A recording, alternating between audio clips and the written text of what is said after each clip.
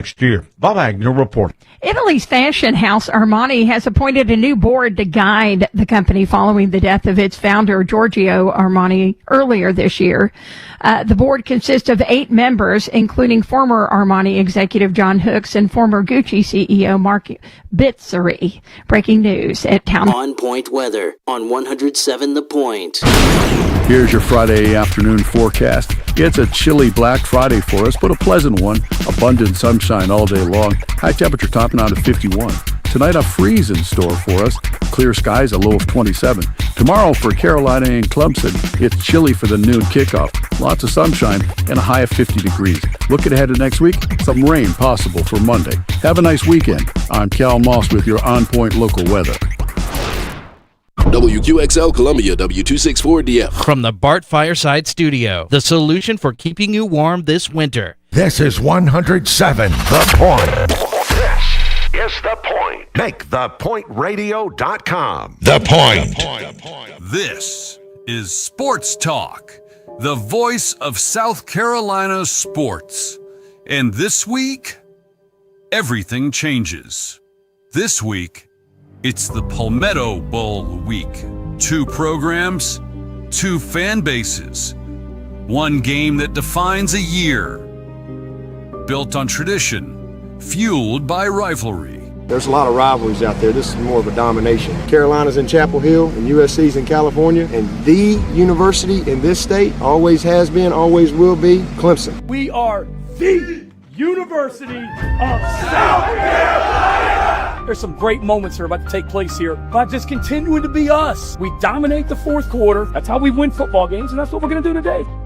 From the upstate to the low country, from orange to garnet, the talk, the tension, the countdown, it all leads here.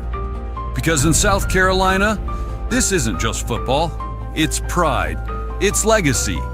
It's the Palmetto Bowl. This is Sports Talk, the Palmetto Bowl Week edition. All right, we are Sports Talk Media Network on this Friday after Thanksgiving. Hope you had a great Thanksgiving. On the Friday before the big game in Columbia, the Palmetto Bowl, number 122 at Williams-Brice Stadium.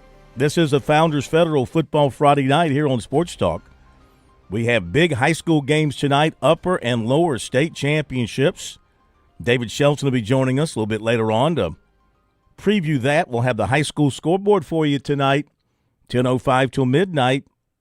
I mean, the scores will be done pretty quickly. But you got to hang in for the sauce. You got to have the meat and the sauce. We'll have the meat early, but you got to hang around for the sauce, which is the analysis, the reports. Hopefully talk to some winning coaches out there tonight. So that'll be tonight, 10:05 to midnight here on the Sports Talk Media Network. Phil Kornblut and the plumber, Josh Cohen, at our studios in downtown Columbia. And we're joined by Chris Bergen from the Berge Palace once again. Happy post-Thanksgiving to you, sir. Hope you had a good day yesterday. Actually did. Had the family in town. Mom and Dad came down, and my uncle came over from Hartsville. So we had a nice day yesterday. Ate way too much food, but that's part of what makes Thanksgiving so special here in the United States. So it was fun. Yeah, I had a good time yesterday and then spent pretty much all day today trying to prepare for my other job over the weekend. Yeah, you got a busy weekend. You got a busy weekend coming up, football, basketball as well. And, I got to get you some of that fried turkey. I promised you I'll make you a fried turkey. I look forward to that, yeah. I'm not sure, I was telling you earlier today, I'm not sure I've ever had a fried turkey. I know I haven't done it because I'm afraid to burn the house down. Yeah. But the way you do it sounds like the way to go. And so, I'd love to have some of the corn special next Thanksgiving. We'll take care of you next year. I tell you, once you go fried, you don't go back. That's what I've been told. There is. Now, I know there's smoked turkey. I've not really done much with smoked turkey. I like the fried turkey. I have my own little rub, my own little recipe, and put that on there, and hard to beat. Cook it for about 3.5 minutes per pound, and comes out just juicy, and it's like slicing cake. It's so tender. It's incredible. I'll get you that for next year. Nobody actually Look likes forward to turkey. You cannot prove to me that you actually like turkey. I actually had, you know what else I had? I actually had smoked lion on Thursday. That's funny. Smoked lion. You ever had smoked? Yes, a good point. Yeah, I had smoked lion on Thursday. Well, to add to that, I had a terrible Thanksgiving. You had a terrible Thanksgiving. I had a dry turkey for I think that was the worst part. The worst part is that the turkey was dry. Second part is that the the Gators lost to, I don't even know, TCU. Mm-hmm. And then the Lions the refs hate us, I think that's what it comes down to. Well, the bigger question is Josh, why does no one want your job in Gainesville? Can't give it away. I mean, seriously. I think we should just cut our losses and take Billy back. I mean, I'm sure he'd come wants back. that job. I mean, I'll take it. You'll find somebody, and they'll be there 4 or 5 years. You'll be looking for another coach soon after. Okay, great to have you with us. This is, of course, the eve of the big showdown, South Carolina-Clemson. You want to get in a final prediction, a final thought on the game, how you think it's going to play out. If you haven't been able to do so during the week, take your phone calls, 888-898-2525, South Carolina Education Lottery lucky number for you here on Sports Talk. Also send us your comments or your prediction via our text line, 803-900-4847. That's 803-900-4847. Happy to hear from you that way as well. And coming up, we'll have David Shelton at about 6:35 to preview high school football. We'll have our football filibuster with the governor and the general coming up in their normal slot about 6:50. No Lee Sterling tonight because he was with us on Thursday night. And we'll have our picks from our Sports Talk Pick'em Challenge panel coming up here in just a few minutes. We'll update the standings and get the picks from everybody coming up this week. Bergie, we'll let you and Josh just kind of hang on and give us your picks on the air. Sure. When we get around to that in just a little bit. And like I said, we'll update the standings. Things have gotten pretty tight as we head down the stretch. But we do have, after this weekend, we will pick championship games next week, and then, of course, the bowl season. This is why you never say never in this competition. You've always got a chance to pick up games in the last couple of opportunities. So we'll have that coming up in just a little bit. Now, how about today? First of all, basketball-wise, South Carolina has just beaten Charleston Southern 74-62. It was a struggle all day long for South Carolina against the Bucks. The Bucks, they hung in there. It was only a 2-point game at halftime. South Carolina got a little bit of a run down the stretch, led by Elijah Strong, who scored 22 points in 16 minutes off the bench. And he also had only had one rebound. So, but he really 20 carried of his 22 points were in the second half. Yeah, Phil. I mean, he really he carried went them down berserk the at stretch. halftime. Really carried them down the stretch. Gamecocks 5 of 24 from 3. So, they had a little bit of a hot start shooting the 3-ball, and now they've gone like ice cold shooting the 3-ball. Butler was 1 for 6. Butler was 0 for 3. Knox was 1 for 2. Now, Meechie Johnson, what's up with this? In 29 minutes, he only took 4 shots. He only took 3 shots, scored 4 points, 0 for 1 from 3. Why is Meechie Johnson taking 3 shots? It's a great question. And considering that Miles Studi was out today because of concussion protocol, they also had another player that missed today's game because of that. So it allowed some of the younger guys off the bench, and Ellis included, to step up. But that's when you expect Meechie Johnson to play probably 35 minutes and score about 25 points like he did earlier this season. But the greater concern, Phil, and you touched on this after their trip to Greenbrier, especially their opener against Butler, another game in which the Gamecocks got out-rebounded. And if you're getting out-rebounded by Charleston Southern, that's something that has to be addressed, because when they get ready to open up SEC play, they're not going to have an easy night off on the boards. And if they're already getting out-rebounded the way they have the last couple of ball games, that is not a good sign for Lamont Paris's team, I don't think. No, you're exactly right. They got beat on the boards 43-37.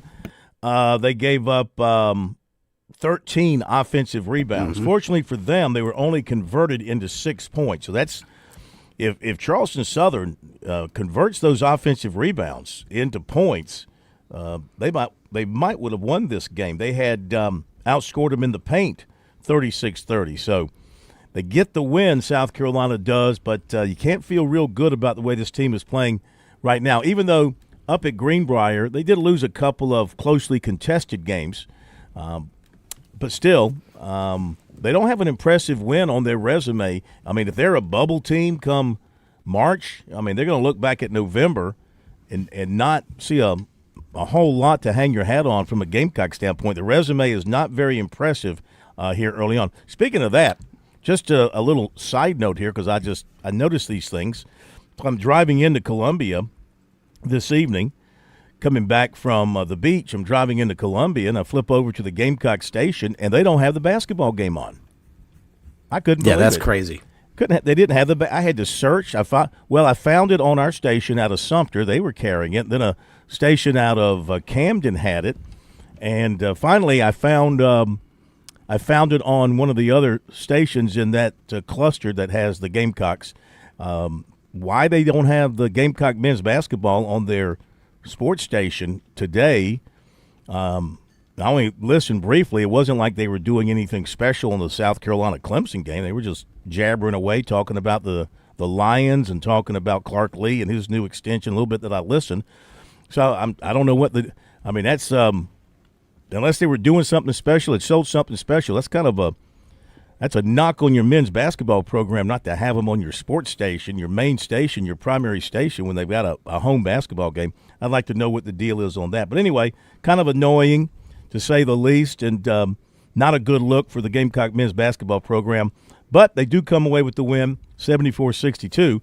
But things are going to get tougher now moving forward with the schedule as you turn the corner into December and start looking ahead to SEC play. And you also have the ACC Challenge coming up at Virginia Tech. You got a game up at Clemson coming up as well. So there's not a lot of automatic wins left on this schedule as we head into December.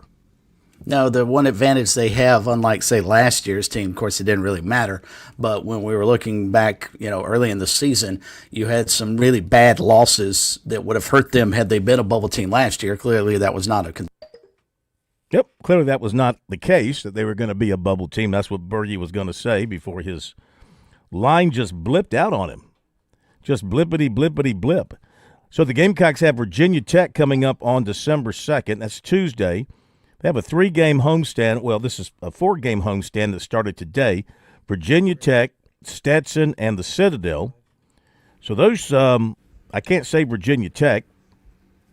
Stetson could be a problem. Citadel, they should be able to handle. Up at Clemson, that's not going to be, obviously, anything easy. And then South Carolina State and Albany to round out December, maybe a couple of wins there.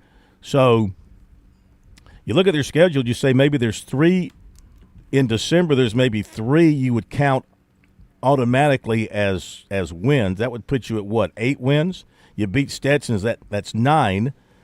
And then Virginia Tech and Clemson you got to go get. And then you go into SEC play with a home game against Vanderbilt. Yeah, sorry, I lost you guys for a second. Don't know where I dropped off. But the one thing that is different for them thus far is they don't have a bad loss. But you're right about their resume. They don't really have an attractive win thus far. Would have been nice to either get Butler and or Northwestern this past weekend up in West Virginia. That would have been a big help for them. But you're right, the schedule is going to get infinitely more difficult moving forward. And Clemson's playing really good basketball right now. And going up there to beat them, especially the way last year's game went, and the Tigers losing that game in overtime. I'm sure they are ready, much like they would always be, but I'm sure they're going to be ready for the Gamecocks here in a week or so. Illinois State beat Furman today 72-65. The Clemson women beat Western Carolina 77-44. The Clemson men will play Alabama A&M, and that game's going to tip off 7 o'clock up at Little John Coliseum tonight. You've got Alabama A&M on Sunday, right? Yes, they're smart enough, evidently, to come over and play 2 games in the state since they're over here already. Play Clemson tonight and then play Coastal Carolina on Sunday afternoon at 3:30. All right, let's check out the college football today as it is the beginning of rivalry weekend. And earlier today, you had the Egg Bowl, and Ole Miss, Mississippi State got a little nasty there at times, but Ole Miss wins it 38-19, keeping alive all their hopes. Potential SEC championship, pretty much now a lock for them. As far as the college football playoff, the question is, will they be in a position to host a first-round game or have to play a first-round game? Georgia Tech and Georgia playing at the Mercedes-Benz Stadium this afternoon, and listening on the radio, I mean, it sounded weird. You really couldn't tell it was a Georgia Tech home game, so to speak. Georgia is leading early in the fourth quarter, 16-6. A lot of field goals kicked in this one. Obviously, Georgia's defense has not allowed a touchdown and playing very, very good right now, leading 16-6. Georgia, of course, looking at SEC championship game possibly, as well as, of course, the playoffs. Air Force beat Colorado State. Jim Mora not there yet, running Colorado State 42-21. Air Force wins that. San Diego State and New Mexico are 17-17. It's in the fourth quarter. North Texas, of course, they're losing their coach, but they're having a special year, 45-14 over Temple, and North Texas vying for a playoff spot. Utah State leading Boise 21-13. Halftime score. Nebraska loses to Iowa 40-16. Maybe Matt Rule should go take the Penn State job because it's gotten bad once again at Nebraska. They've been kind of losing here down the stretch. They lose a commitment from their quarterback of the future, who's the brother of their current quarterback, who people say might be leaving anyway. Maybe that's why the other guy decommitted. What else do we have here football-wise? Ohio beat Buffalo 31-26. Utah beat Kansas 31-27. Coming up tonight, you've got Indiana and Purdue. And, of course, Texas A&M and Texas. And then Arizona and Arizona State later tonight. So, really, those are three great rivalry games. Indiana-Purdue will not be a close game. Purdue is getting 28.5. Texas and Texas A&M should be excellent. Same thing with Arizona State as far as the competition there. Okay, we'll be back. Give you our picks coming up. It might be tough to picture your kid in college today, but it'll be here before you know it. Future Scholar, South Carolina's 529 college savings plan, makes it easy to start saving right now. You can start with any amount. Savings grow tax-free, and friends and family can chip in too. Discover the smart, easy way to save today at FutureScholar.com. That's FutureScholar.com. That's FutureScholar.com.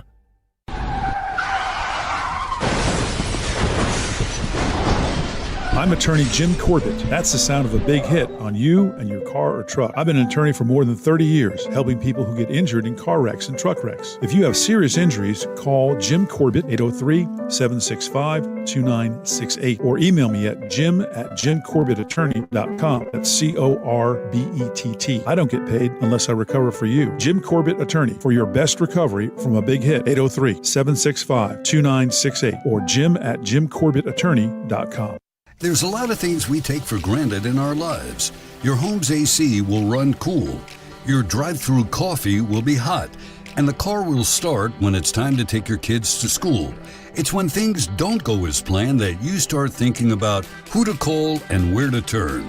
The good thing is, you can prepare for life's most difficult days by calling the Larry Lucas Agency today. Larry is a State Farm agent that has been taking care of people across South Carolina for more than 2 decades. You probably have insurance, but switching is easy, and bundling can save you hundreds or more. Most importantly, the Larry Lucas Agency can help you choose the protection you want at the price you want. All backed by South Carolina's #1 home and auto insurance company. Visit LarryLucasAgency.com today or give Larry a call at 803-799-1998. Like a good neighbor, Larry Lucas State Farm is there. You've put in the work for your education. The extra early, extra late, extra work. That's because you understand education opens doors to better pay, better opportunities, and a better you. Being educated about playing the lottery is no different. It helps you be a better player, one who knows when to play and when to take a rain check. The lottery's a game, so let's keep it fun. Learn more at sceducationlottery.com/betteryou. When South Carolina's best high school football players take the field at the Touchstone Energy Cooperatives Bowl, they're backed by a powerful team of their own. As proud title sponsors, your local co-ops celebrate more than just a game. It's a tradition where talent shines, where teamwork matters, and where community spirit takes center stage. Don't miss the 78th Touchstone Energy Cooperatives Bowl, December 13th at Doug Shaw Memorial Stadium in Myrtle Beach, powered by your electric cooperative. Now, Sports Talk Picks, brought to you by Experience Columbia SC, right here on the Sports Talk Media Network.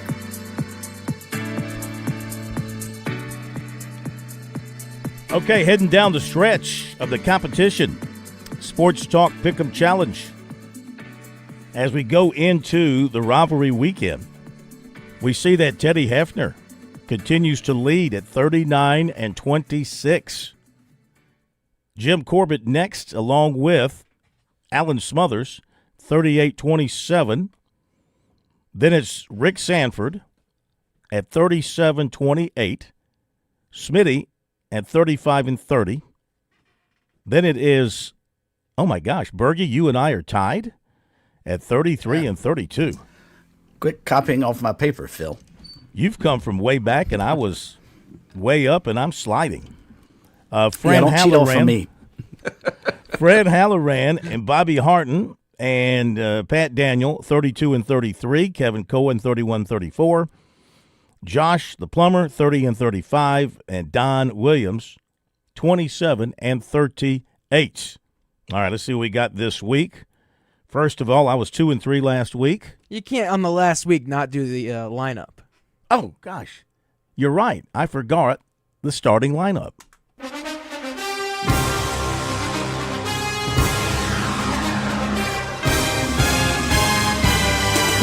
Phil Kornblut, Latta High School, home of champions. Chris Bergen, Sports Talk co-host, Lincolnton, North Carolina. Josh Cohen, the plumber, Play Pals Daycare. Bobby Harton, South Carolina, best 9 years of my life. Don Williams, Greenville High School, Greenville, South Carolina. Fran Halloran, offensive line, Signal Mountain Junior High. Jim Corbett, Don Bosco Prep, and the University of South Carolina. Kevin Cohen, the landlord, Dewey Elementary, Oak Park, Michigan. Pat Daniel, Clemson University.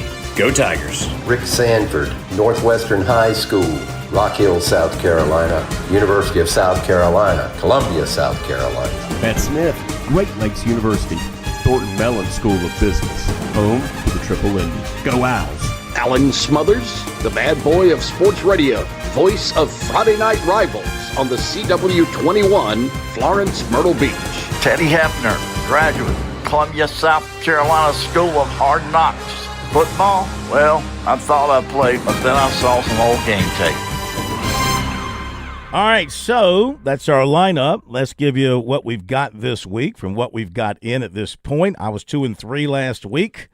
So, going to take South Carolina, lay the 2.5 to Clemson. Going to take Alabama, lay the 5.5 to Auburn. Going to take Tennessee.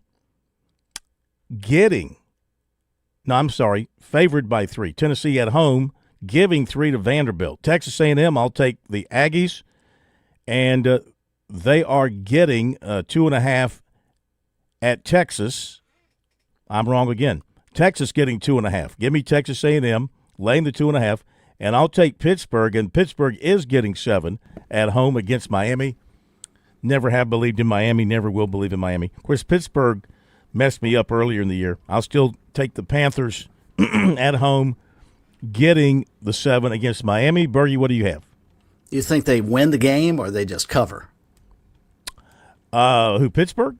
Yes. I think I can see them winning the game. I can see that quarterback of theirs having a big day at home.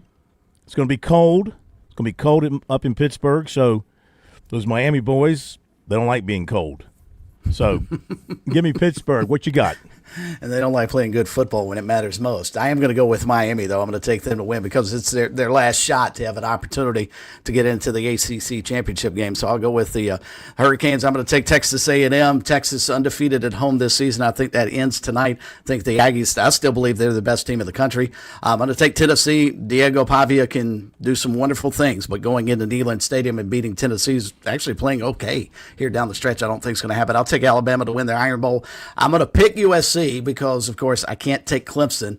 It's actually worked out pretty well for me putting them on double secret probation this year after the 0-3 start I had with them. So I'll take the Gamecocks, but I actually believe Clemson's going to win the game tomorrow, 23-22, and here's why. At some point in time in the first half, like he's prone to do, Shane Beamer will go for 2 after they score, and he won't necessarily need it. And they're going to be chasing that point the rest of the game, and that's what's going to cost them the way it did the Alabama game. I mean, the good grief, the guy went for 2 on the second touchdown against Coastal last week. You don't think he's going to try and go for 2 when he scores against Clemson? I expect that he will. I guarantee you will. I'll tell you something else I think we're going to see. I think we're going to see some trickery both ways. You may see a punt fake. I think you're going to see by South Carolina. I think you'll see Antonio Williams throw a pass coming off that jet sweep. I think you're going to see a lot of that kind of stuff. All right, we'll be right back. On Point Weather on 107 The Point. Here's your Friday afternoon forecast. It's a chilly Black Friday for us, but a pleasant one. Abundant sunshine all day long. High temperature topping out at 51. Tonight, a freeze in store for us. Clear skies, a low of 27. Tomorrow for Carolina and Clemson, it's chilly for the noon kickoff. Lots of sunshine and a high of 50 degrees. Looking ahead to next week, some rain possible for Monday. Have a nice weekend. I'm Cal Moss with your On Point local weather. This fall, discover a place where friendly faces greet you at the door. McCoy's Hardware of Lexington. Greg Lynette and their welcoming team make every visit a breeze with expert advice and genuine hometown care. No more endless aisles or big box blues. Just quality products and people who want to know your name. For every project, big or small, find what you need and a neighborly smile at 2028 Augusta Highway. Shop local. Shop happy. McCoy's Hardware of Lexington. His resident. With SRN News, I'm Mary Rose. The charges against the man who authorities say shot 2 National Guard members has been upgraded to first-degree murder after one of the soldiers died. Janine Pirro, the U.S. Attorney for the District of Columbia, announced the new charge today. Specialist Sarah Beckstrom and Staff Sergeant Andrew Wolf were critically injured in Wednesday's shooting in the nation's capital, but President Trump announced last night that Beckstrom had died. Authorities say Ramanula Lackenwall drove across the country to carry out an ambush-style attack. Yandra Yermak has resigned from Ukraine. The resignation today came hours after his residence was searched by an anti-corruption investigators. Yermak has long been a trusted confidant of Zelensky, who has resisted persistent pressure to replace him. This is SRN News. Lots of plumbing companies out there. Few are truly local. Time to discover the difference with Franklin Plumbing and Drain Cleaning. See, when I faced plumbing woes at the Cohen home, Josh and his dedicated team, well, they were my go-to solution. They make a commitment to exceptional service. They arrived on time, clearly detailed all the costs and procedures, and efficiently handled all my repairs without any surprises. These days, how often do we complain about a lack of customer service out there? With Franklin Plumbing and Drain Cleaning, these folks are professional. They're courteous. They're skilled at what they do, and they've earned my trust, and they've earned my recommendation to you. From urgent repairs to the tankless water heater you've always wanted, they've got you covered. Visit franklinplumbing.sc.com or call 799-2222. That's 799-2222. Hey, you tell them Kev sent you from The Point. I'm pretty sure you'll want to thank me later. Hey, y'all, this is Ted from Flight Deck. Join us at Hanger Provisions Holiday Market at the Shops at Flight Deck Saturday, December 13th from 10 to 3. Enjoy a day of holiday shopping with gifts, baked goods, home decor, children's toys, and a bouncy ride for the kids. Take pictures with Santa. Support our Giving Tree to help someone in need and earn a chance to win a holiday raffle. Proceeds benefit the Lexington County Foster Association, Reconciliation Ministries, and Lexington Aging Commission. Come and enjoy Hanger Provisions Holiday Market at the Shops at Flight Deck on Saturday, December 13th from 10 to 3. Thanks, y'all, and Merry Christmas. Are you in the market for an auto loan? Move now. Get an auto loan from Founders Federal Credit Union now through December 31st, and you'll be entered to win up to $25,000 towards your qualifying auto loan and a $5,000 deposit into your Loyalty Select account. Loyalty Select is our highest yield savings account. Leave it there to grow or transfer it out to spend. And the best part, we'll be choosing monthly winners. So the earlier you get an auto loan, the more chances you have to win. So don't wait. Visit foundersfcu.com/auto to learn more or begin your auto loan application today. Not a Founders member yet? Visit us online or stop by an office to learn more about Founders and see if you qualify for membership. We have the financial tools you need and the personalized service you deserve. Relax, you're with Founders. Terms and conditions apply. Membership qualification required. How important is a good night's sleep? It's vital. Best Mattress is a local treasure. 97 years in the Midlands, family owned, with every mattress made here. Are you seriously going to order what you sleep on every night off the internet without trying it in person? There's 3 convenient locations for you to visit so we can ask you the right questions and let you test the right mattress. In West Columbia, on Divine Street, or our newest showroom in Lexington near the amphitheater. bestmattress.net.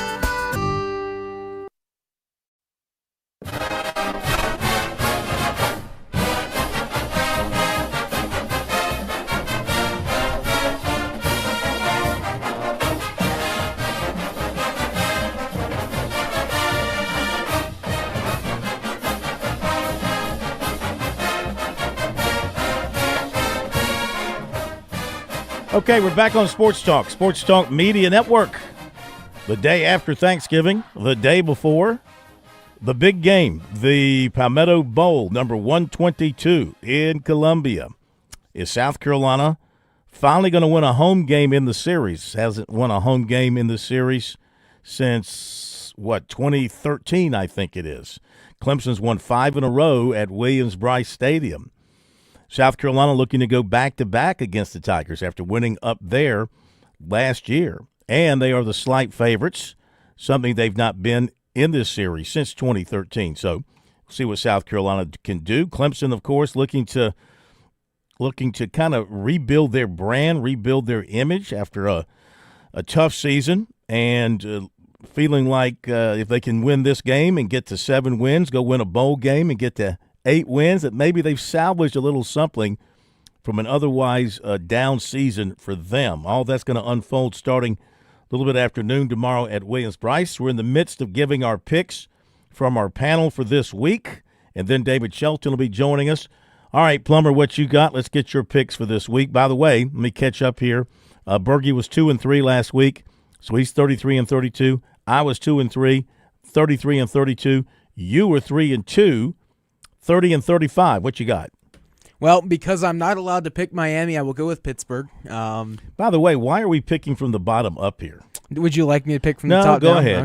Go ahead. All right, we're going to pick... Dramatic effect, Phil. Save the best for last. That's fair. That's what I was going to do. Texas A&M I'll pick. Mm-hmm. We'll pick Tennessee. We'll pick Alabama. And with the pick that everybody's wanting to hear and the score, we're going to pick 47-23 Gamecocks. And that has nothing to do with me being a student.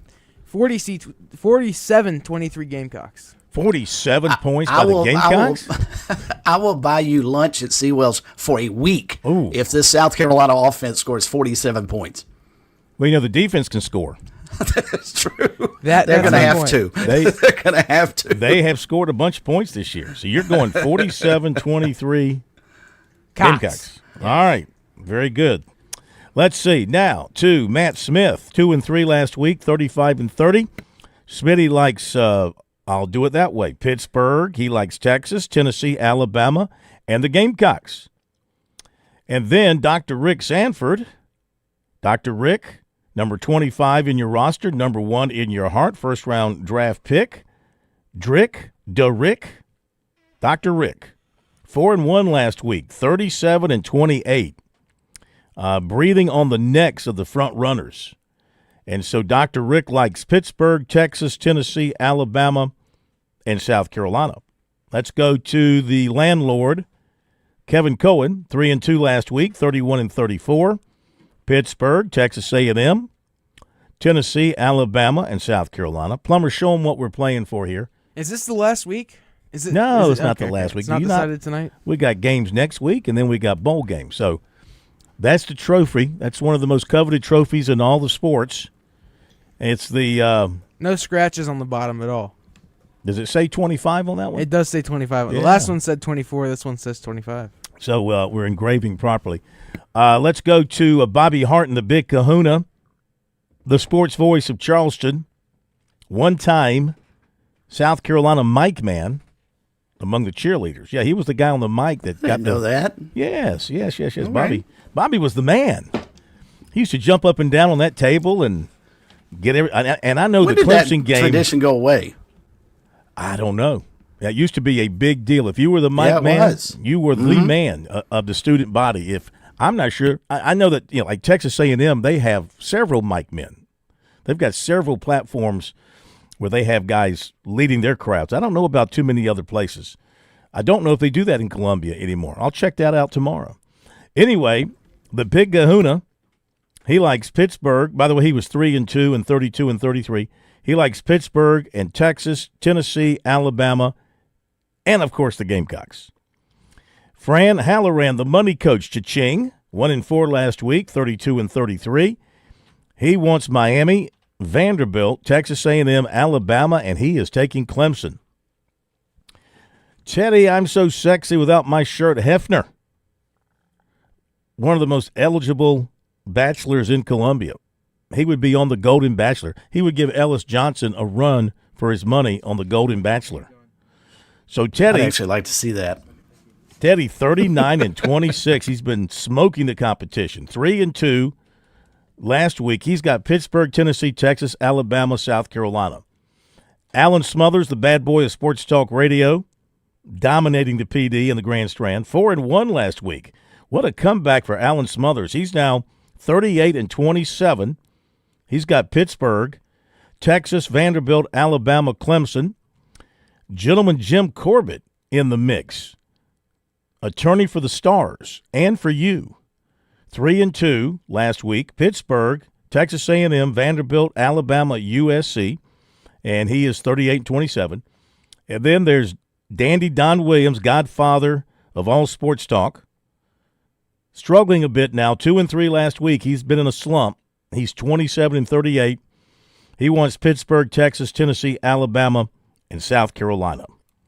We do not have Pat Daniel reporting in yet. He was 3-2 last week, 32-33 overall. See, I think Pat's smart. He's trying to game the system here. He's waiting until the Texas A&M Texas game's about halfway over, and is going to magically send his picks in. He'll be disqualified. He will definitely be sent to the back of the line if that happens. No, what you should do there is you should flip a coin for it, and whoever have his pick down as whoever heads or whatever. I don't know. What? I don't know. Are you suffering from what's that thing you get when you eat too much turkey? PTSD. Tryptophan. Yeah. Yep. Yeah, and that too. Yeah. 16-9 now, Georgia leading Georgia Tech. Let's get to the high school scene tonight. We've got upper and lower state championship games to talk about with David Shelton. Turning face to stars and stripes, it's fighting back them butterflies, it's calling in the air, all right, yes sir, we want the ball, and it's knocking heads and talking trash, it's slinging mud and dirt and grass, it's I got your number, I got your back, when your back's against the wall, you mess with one man, you got a song. The boys of fall. And he is the man of fall. David Shelton, High School Sports Report, Charleston Post and Courier. And welcome in, David. Hope you had a great Thanksgiving. Good to have you with us. How are you? I'm doing okay. Good to have you. Good to hear. All right, so we're down to deciding who will play in the state championships next week with the games tonight across the state. Let's go to the upstate. We've got Dorman and Dutch Fork, James Island at Summerville. What are you expecting there? Boy, I tell you, these are two very competitive games, I think. I think Dorman has a much better chance to beat Dutch Fork than a lot of people think. But I've never picked against Dutch Fork in November or December. Down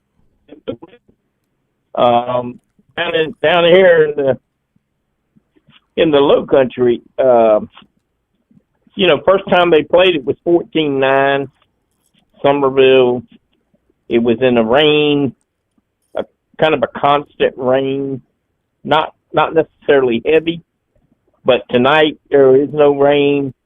I look for both teams to find some offense, and it's really a coin flip. I could see James Island winning this game. Their quarterback right now, Connor Dantzler, he's playing at a tremendously high level, and I think he's going to give Summerville a fit. Not related to Woody, is he? No. All right, let's go to 5A Division II. Indian Land at Northwestern, the upstarts, Indian Land, maybe of all the teams playing in the upper lower state finals, maybe the longest of the long shots. The Warriors of Indian Land at Northwestern and Berkeley at Irmo. What you feeling? Yeah, well, I kind of feel like it's going to be a rematch in the finals of Northwestern Irmo.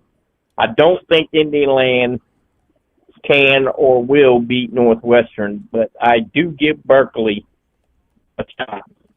I think if their defense plays the way they played over the last part of the season, it's going to be a game. I think Berkeley needs to find a way to score, 21, 24 points. And if they get in that area, I think they've got a shot. Let's go to 4A.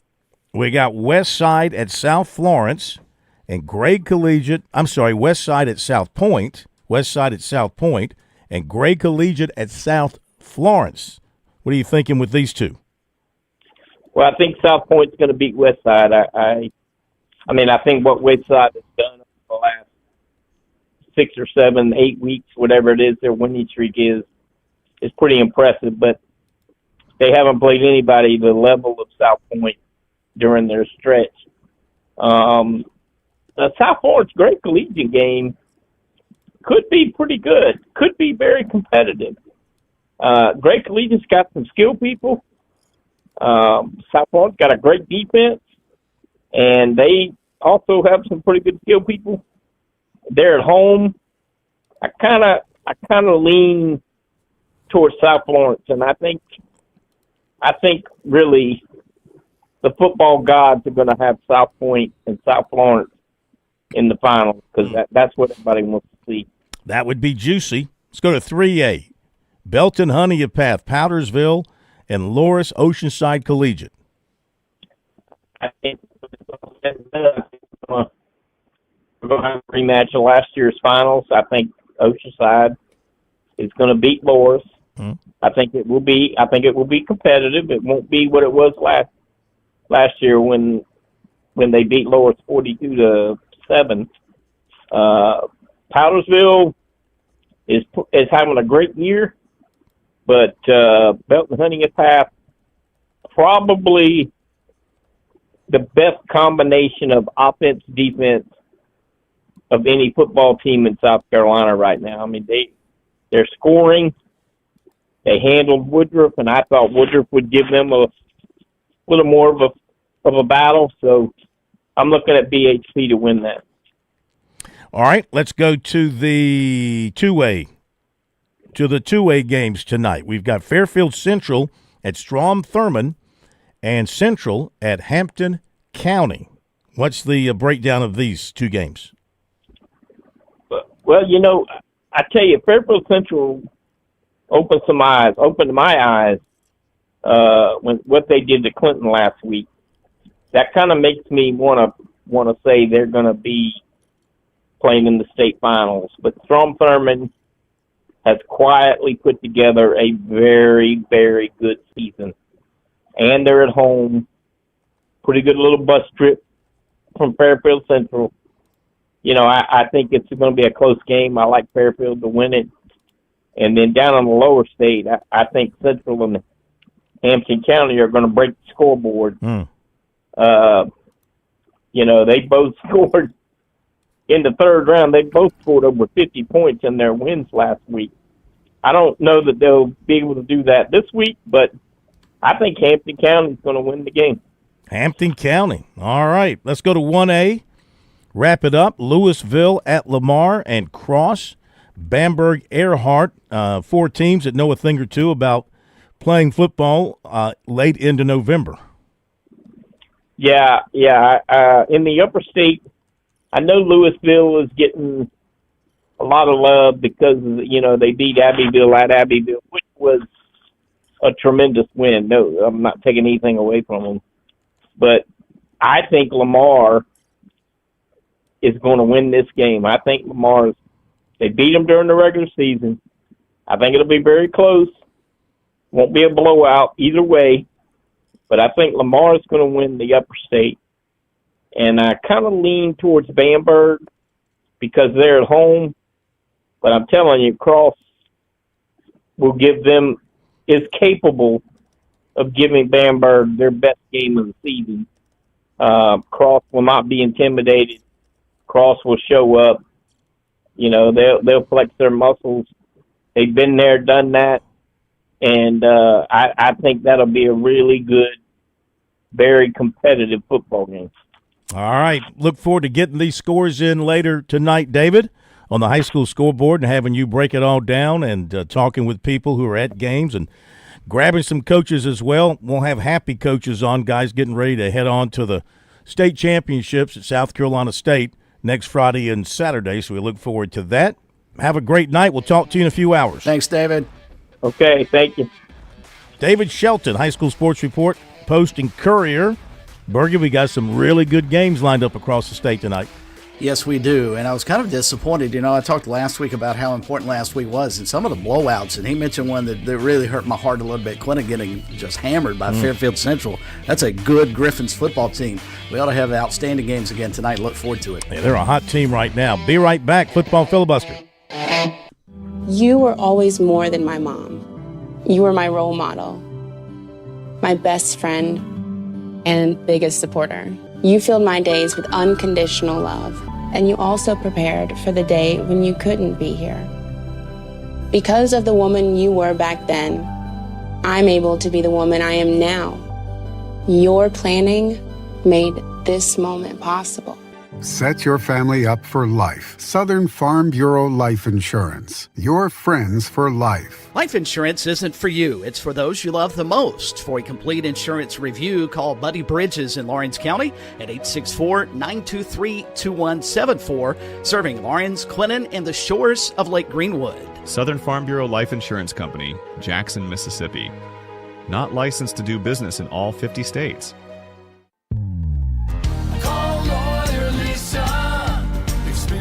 The difference with Lawyer Lisa. Hi, I'm Lisa Hosteller-Brown. Did you know your will is designed for your assets to pass through the probate court? If you want to keep your loved ones out of court, a revocable trust is a great place to start. Visit lawyerlisa.com for more information and to see how we can help. Call Lawyer Lisa. Experience the difference with Lawyer Lisa. 7511 St. Andrews Road, Irmo, South Carolina. South Carolina's taste buds have spoken, and they're asking for beef. There are more than 7,800 farms raising cattle from pasture to plate in the Palmetto State. So whether it's steaks on the grill before the big game, sirloin medallions plated for date night, or burgers with a family, make sure beef is a part of your playbook this football season. Smoked, grilled, and slow roasted. Find the best way to enjoy your beef at sccattle.org. Beef. It's what's for dinner in South Carolina. Funded by the South Carolina Beef Council, part of the Beef Checkoff Program. Straight Up Sports is simply all sports, all the time. Straight Up Sports is a collection of retired and award-winning sports writers and sports broadcasters from around South Carolina. Like Bob Gillespie from the State Newspaper, Scott Kiefer from the Greenville News, and Mark Sturgis from ESPN Upstate. Straight Up Sports is about the stories, just like the days gone by with no editors nor managers involved. Check us out on Facebook or Twitter or online at straightupsports.net. Many of South Carolina's top high school seniors meet in one unforgettable showdown in Myrtle Beach. It's the 78th Annual Touchstone Energy Cooperatives Bowl. Hi, I'm Phil Kornbluth. Join me Saturday, December 13th at noon, live on your Sports Talk Media Network affiliate and streaming on all of our social media channels. Don't miss the pride, the passion, and the tradition of the Touchstone Energy Bowl, powered by your local Touchstone Energy Cooperatives. Get your tickets now at touchstoneenergybowl.com.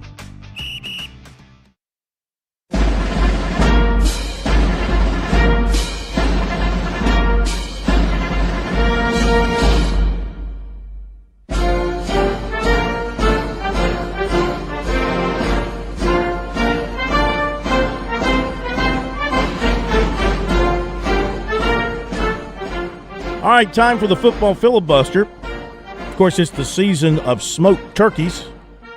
Right now, smoking is Governor Jim Hodges, and I don't mean the wacky weed. He went 5-0 last week. Smoked the competition. Attorney General Alan Wilson, 3-2.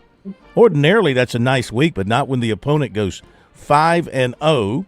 So the governor 34-31, the general 32-33. We're going to move quickly here tonight because I know the general is at dinner, and the governor's always busy, and we're a little short on time, so let's welcome everybody and get right to it. Governor, how are you? I'm good. Happy Thanksgiving. Happy Thanksgiving to you. General, welcome in. How are you, sir? Hey, guys. It's great to be with you. Happy Thanksgiving to you as well, and also Merry Christmas. We can say that now. Yes, you can. It's the season.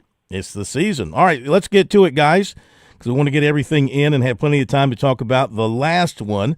So, General, you've slipped into the basement, coming off a 3-2, so let's let you lead off tonight. Miami at Pittsburgh, and Pittsburgh at home getting 7. Give me Pittsburgh on this one. Home team, I'm going to give them a chance. Yep. They'll cover. Big Terry Bradshaw fan. Governor, your thoughts on this one?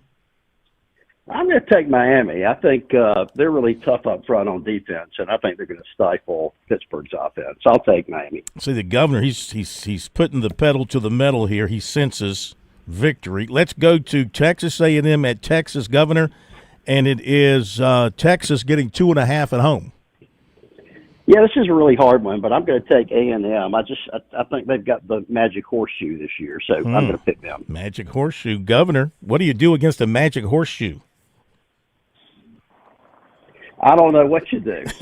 Obviously, they had it against us. They played pretty well, but it just seems like that this is a team of destiny. So I just think A&M's going to win this. General, what do you do with a magic horseshoe? I'm with the governor on this one. I think they'll definitely win this game, and they'll cover that. All right, give you the Aggies as well. General, Vanderbilt at Tennessee. Tennessee's probably had enough of hearing about Vanderbilt, and they are favored by 3. What you think? They'll cover it. I'll go with Tennessee. Give you Tennessee. Governor, who do you think? Same here. I think Tennessee's going to win this one by touchdown. All right, both taking the Vols. Iron Bowl, Alabama at Auburn. Auburn's getting 5.5 at home. Governor? Oh, Alabama. I think Alabama is going to win this one easily. Easily. General? Yep.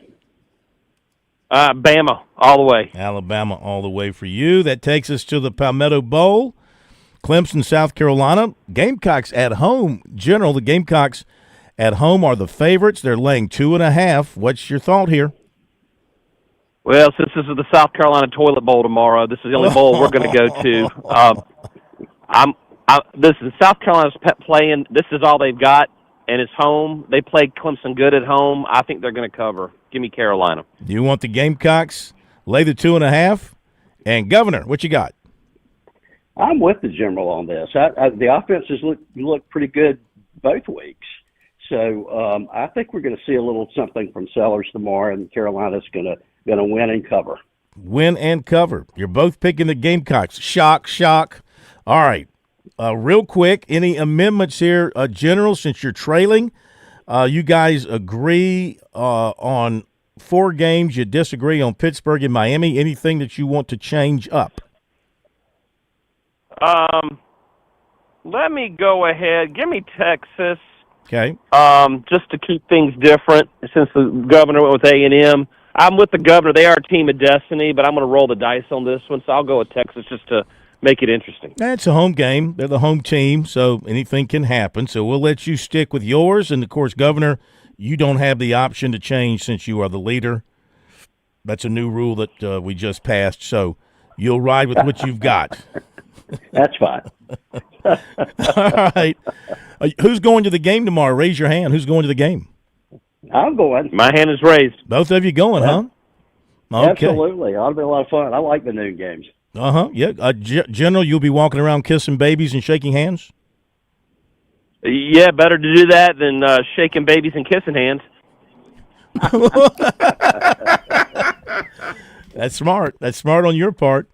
All right, you guys have a great day tomorrow. Don't fight the traffic. I'll tell you what, I'm going to find one of your motorcades and follow it in. That's what I'll do. I do that a lot of time with funerals. I get in the funeral line and just follow them in. So get behind your motorcade. We'll ride right in. Thank you, gentlemen. Have a great weekend. Good luck. Great weekend, gentlemen. Good luck. Thank you. Governor Hodges, Attorney General Wilson. All right. Anybody shocked? This is my shocked face. Anybody shocked they picked the Gamecocks?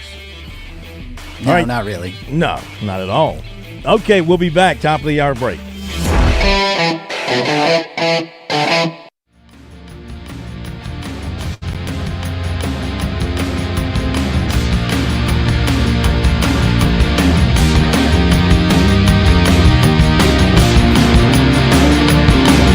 WQXL Columbia, W264DF. From the Bart Fireside Studio, the solution for keeping you warm this winter. This is 107 The Point.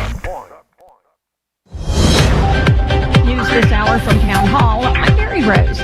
Winter storm warnings have been posted across the northern part of the country. Thanksgiving holiday weekend travelers from Montana to New York are facing snow, rain, and cold weather. More snow is falling over the Great Lakes region, with totals of at least a foot in parts of Michigan and in areas off of Lakes Erie and Ontario. The National Weather Service says the forecast conditions do not meet blizzard warning criteria. Meanwhile, the South could see heavy storms with some flash flooding this weekend in the western Gulf Coast. Greg Clugston reporting. President Zelensky's chief of staff resigns amid widening Ukraine corruption investigations. Ukraine's President Volodymyr Zelensky announced Friday a reset of his presidential office and the resignation of Andrei Yermak, his powerful chief of staff and longtime confidant. Yermak was Ukraine's lead negotiator in talks with the U.S. A spokesman for Yermak says they weren't told what it was related to, but the agencies have been investigating a major energy sector corruption scandal that has involved top Ukrainian officials. Zelensky says that as they prepare to talk peace, they need internal strength and no distractions. I'm Jennifer King. Andrei Yermak also served as the country's lead negotiator in talks with the U.S. The resignation today came hours after his residence was searched by anti-corruption investigators. Yermak has long been a trusted confidant of Zelensky. The Afghan national accused of opening fire near the White House now faces first-degree murder after one National Guard member died. Prosecutors say that this guy planned the attack, which left another guardsman fighting for his life. And Black Friday is here. Retailers are bracing for record online sales, with spending projected to hit $11.7 billion. More at townhall.com. Dennis Prager here for AmFed Coin and Bullion. I've always been a strong believer in precious metals investment, and I've always been fascinated with rare coin collecting. But owning the wrong coins that only make dealers a lot of money can be catastrophic for your investment portfolio. AmFed Coin and Bullion specializes in taking people out of non-performing coin portfolios and turning them into gold, silver, or platinum bullion. They tailor a portfolio based on your goals and not what they want to sell you. You'll never experienced scare tactics, misleading hype, or high-pressure sales from owner Nick Grovich and his very knowledgeable staff. They will evaluate your portfolio, show you how your coins have performed, and take the time to educate you on the ugly industry practices so that you can make an informed decision. Smart people can make very bad investments when they're under pressure and lack the facts. Call 800-221-7694. That's 800-221-7694. AmericanFederal.com. Correspondent Karen Chamas reports Pope Leo visited and prayed at the site where the Nicene Creed was established. Pope Leo XIV has marked a significant moment in his first foreign trip to Turkey by visiting the site of the historic Council of Nicaea. This council, held 1,700 years ago, established the Nicene Creed, a statement of faith recited by millions of Christians today. We look forward to the resurrection. On Friday, Leo prayed with Ecumenical Patriarch Bartholomew and other Christian leaders at the site in Iznik. The visit emphasizes Christian unity and peace. His trip includes meetings with Turkish leaders and visits to significant religious sites, promoting dialogue among different faiths. I'm Karen Chamas. French police have arrested a man believed to be the fourth member of the team that stole France's crown jewels from the Louvre Museum. Breaking news and analysis at townhall.com. On Point weather on 107 The Point. Here's your Friday afternoon forecast. It's a chilly Black Friday for us, but a pleasant one. Abundant sunshine all day long. High temperature topping out at 51. Tonight, a freeze in store for us. Clear skies, a low of 27. Tomorrow for Carolina and Clemson, it's chilly for the noon kickoff. Lots of sunshine and a high of 50 degrees. Looking ahead to next week, some rain possible for Monday. Have a nice weekend. I'm Cal Moss with your On Point local weather. WQXL Columbia, W264DF. From the Bart Fireside Studio, the solution for keeping you warm this winter. This is 107 The Point. This is The Point. Make thepointradio.com. The Point. This is Sports Talk, the voice of South Carolina sports. And this week, everything changes. This week, it's the Palmetto Bowl week.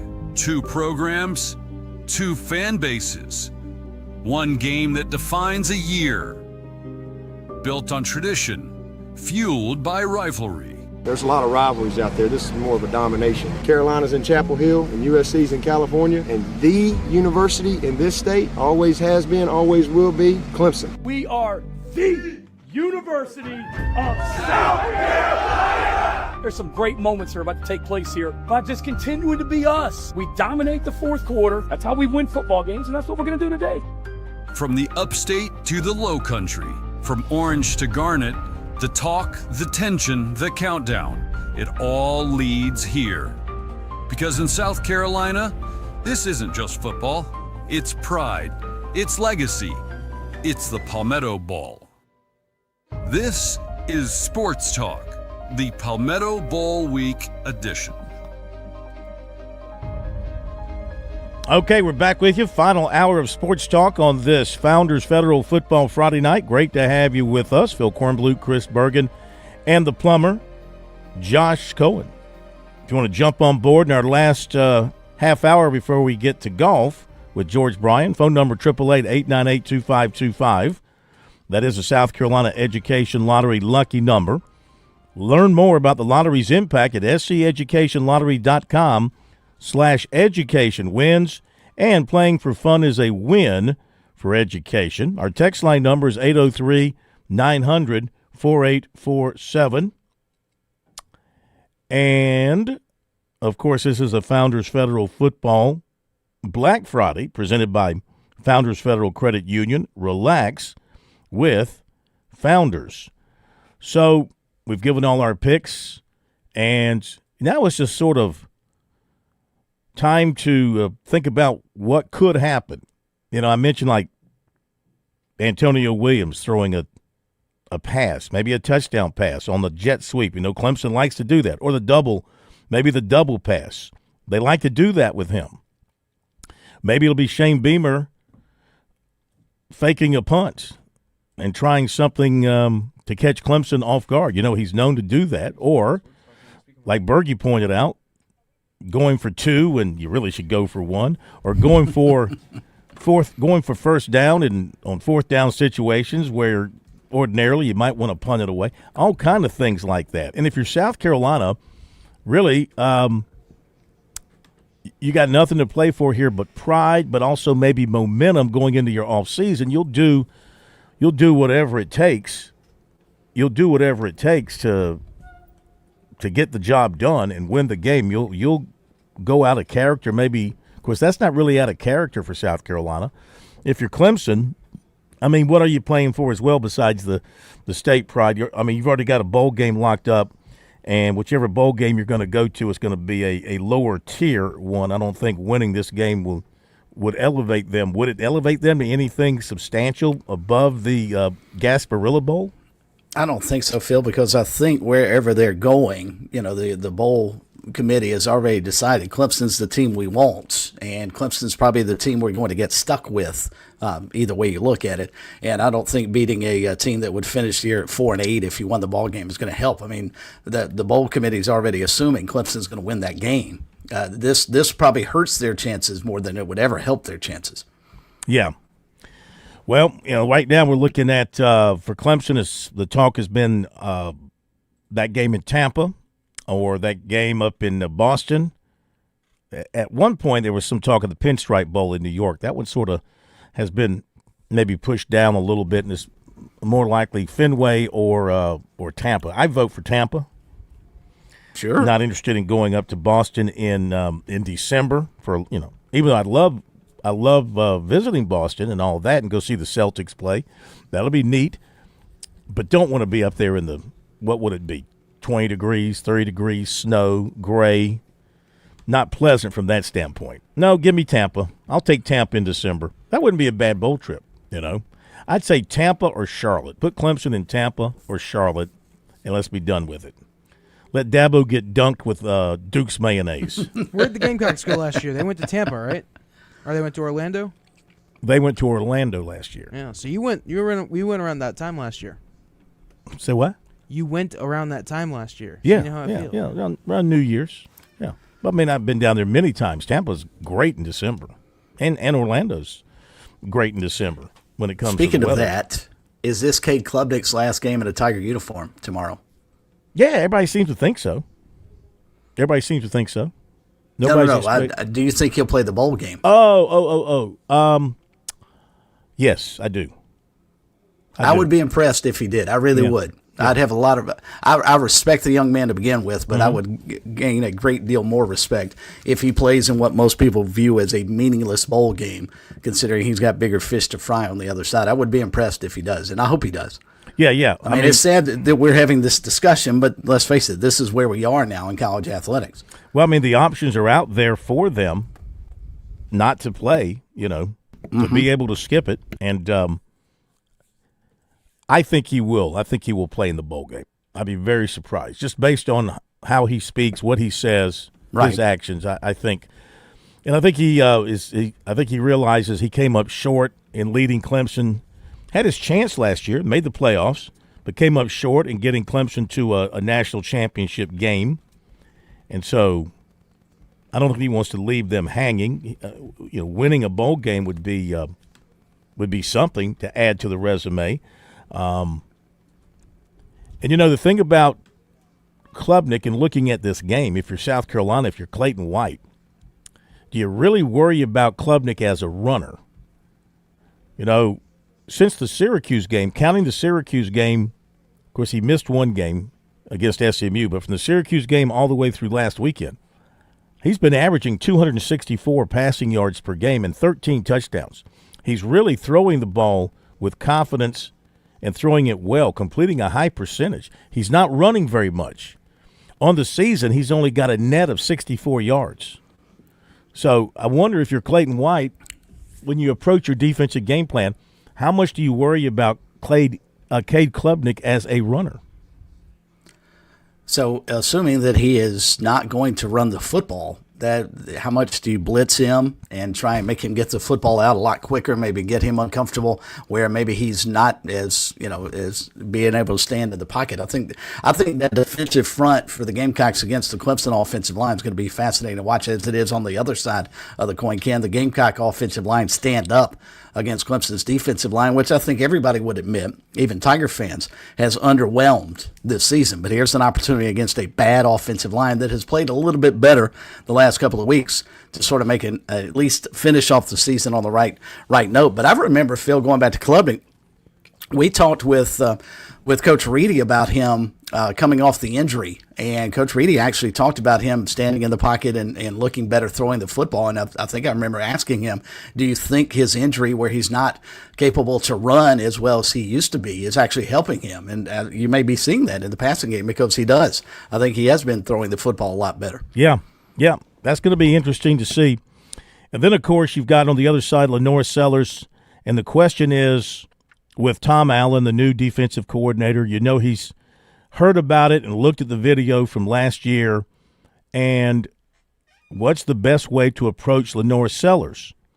And I mean, Lenore's has not been a great passer this year. I mean, he's hit some big balls down the field. He's got the arm to do that, but I mean, his yardage number is down, his completion percentage number is down.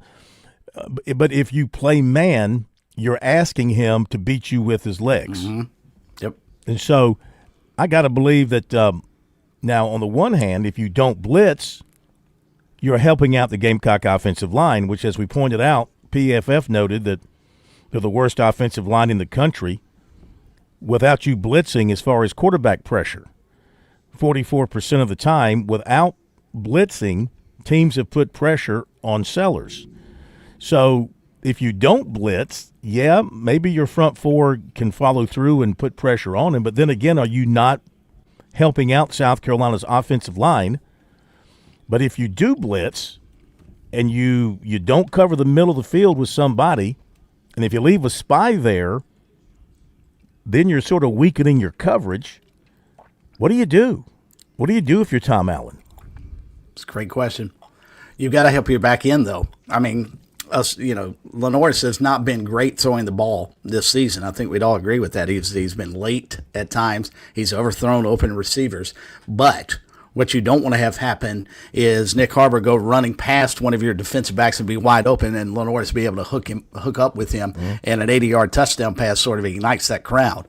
Because the one thing I think the Clemson defense can do early, which it has done going back to 2015, I guess, they've been able to take the crowd out of the ball game and sort of establish themselves early. You think back to all the games here lately for Clemson, it's always been some mistake that South Carolina seems to make. The pick six, they get a stop, but then they punt, they get another stop, and then Clemson, gets a turnover and they score. South Carolina's got to find a way to get Lenore's into the game and also get that entire team into the game. I think the first quarter tomorrow may dictate how that game plays out. Yeah.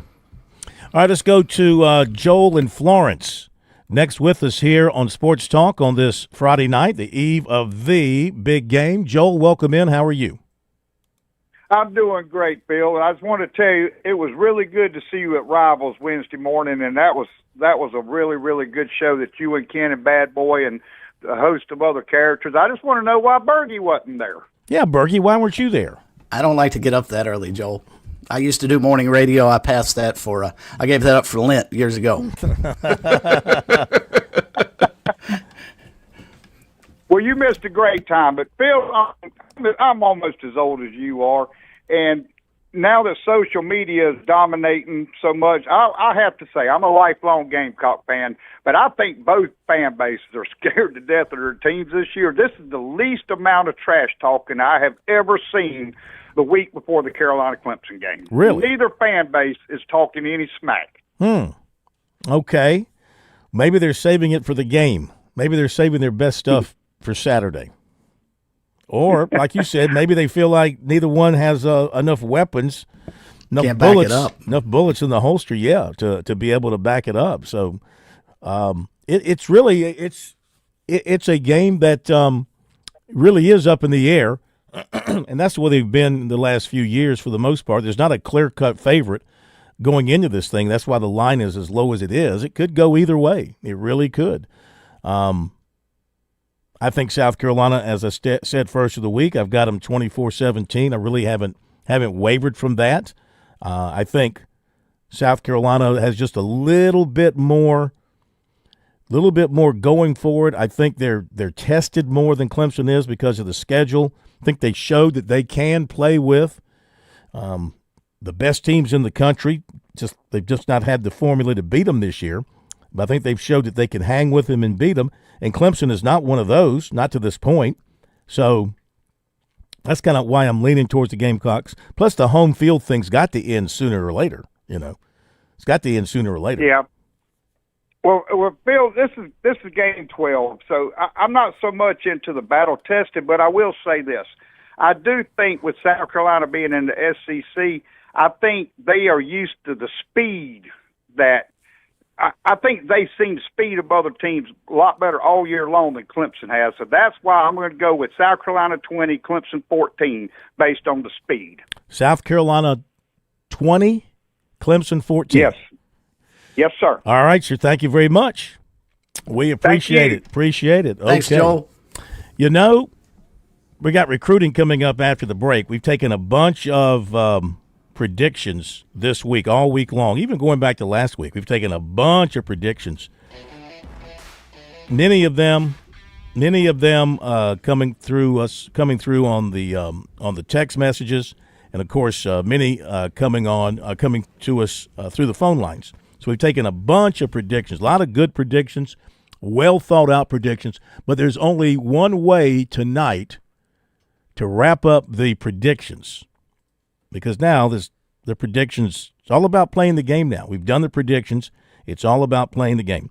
But there's only one way to wrap up all the predictions of the week with one final prediction on the Palmetto Bowl. I ain't going to talk no trash, but I'm going to tell you, Palmetto Bowl coming up there this coming Saturday. Mm-hmm. And the last time we was up there, I think we pulled it off. So this time we coming up there, it ain't gonna be 1 point, but it's gonna be about two or three touchdowns.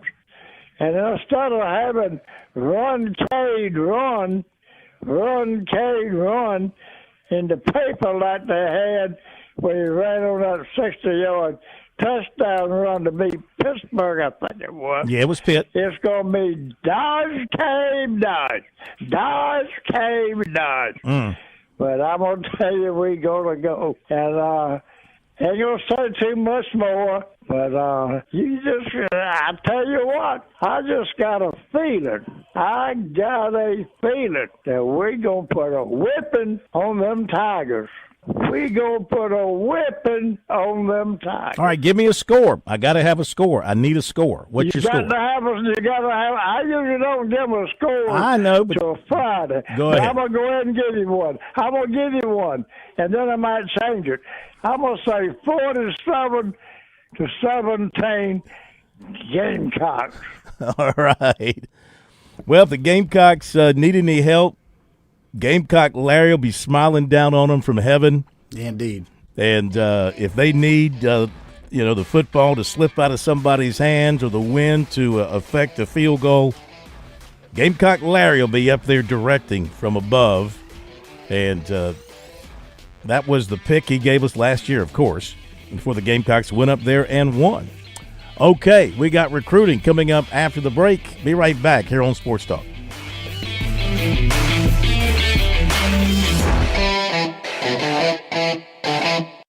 We're with Major Billy Downer with the Department of Natural Resources, and we're visiting at the brand new DNR offices at the State Farmers Market. Major, tell us more about this place. That's right, Phil. The Department of Natural Resources has a new office located at the South Carolina Farmers Market. You can find us at 260D Epting Lane inside the Farmers Market grounds. Look for the DNR logo when you turn off of Highway 221 in West Columbia, or you can always go to the App Store on your Apple or Android device and look for Go Outdoors SC. Download the app and you can buy all of your license needs right there. Visit GoOutdoorsSouthCarolina.com today. In Columbia, South Carolina, game days are our specialty. Whether you're watching the game from inside the stadium or from the big screen at your favorite local spot, the energy remains the same. Craft the perfect fall Saturday in a city where there is plenty of action on and off the field. From tubing and kayaking to Soda City to rooftop restaurants and plenty barbecue. We're ready when you are. Plan your weekend at experiencecolumbiasc.com. Your home is where your memories live. It's where you laugh and where you love. We understand the importance of the valuables under your roof, tangible and intangible alike. So no matter what's around the corner, we'll be there, offering you and your family the support that's made Farm Bureau Insurance a trusted name for nearly 70 years. You deserve more. You deserve a promise. Learn more at scfbins.com. Call me, Alex Satterfield, at 803-749-9171 for all of your Midlands insurance needs. Avoiding excess financial stress from the holidays doesn't take a Christmas miracle. All it takes is a Christmas loan from Founders Federal Credit Union. Our Christmas loan is designed to ease your Yuletide expenses and help you relax so you can focus on what matters most, spreading joy and love. With our great rates and flexible repayment options, unexpected expenses like decorating, last-minute gifts, or holiday travel accommodations won't break your budget. Plus, you'll get exceptional service that'll make you want to sing, so you can be confident and ready for whatever the holidays might throw your way. Make this holiday season the best one yet when you unwrap some Christmas magic of your own with a Christmas loan. Relax. Put more joy in your budget with Founders Federal Credit Union. Visit an office near you or foundersfcu.com/magic today. Terms and conditions apply. Membership qualification required. The lottery is not about getting rich. It's about helping people, and it always has been. The lottery is what helped raise the Great Wall of China, build the roads of Rome, and today in South Carolina, it's what generates millions of dollars each year for scholarships like the SC Hope, Life, and Palmetto Fellows. The South Carolina Education Lottery is investing in you. Visit sceducationlottery.com/betteryou to learn more. G3 here with Tsunami Bar Sports, and it's time for a fall preview. That's right, 720 Chris Drive, 378 and I-26, Frontage Road, where you can now preview the best technology for golf known to man. It's the Tsunami Bar. It's live weight. It's the only technology out where you get your tempo and flow going before you play. Now, it also serves as a pattern support tool. 720 Chris Drive, Frontage Road, 378 and I-26. You also can visit the Garage Gym Pro Shop. Pick up your tools, take them home, and while you're here, tour the Scramble Course 6-hole pitch and putt right now. The Sports Talk Recruiting Report is sponsored by Seawell's Catering.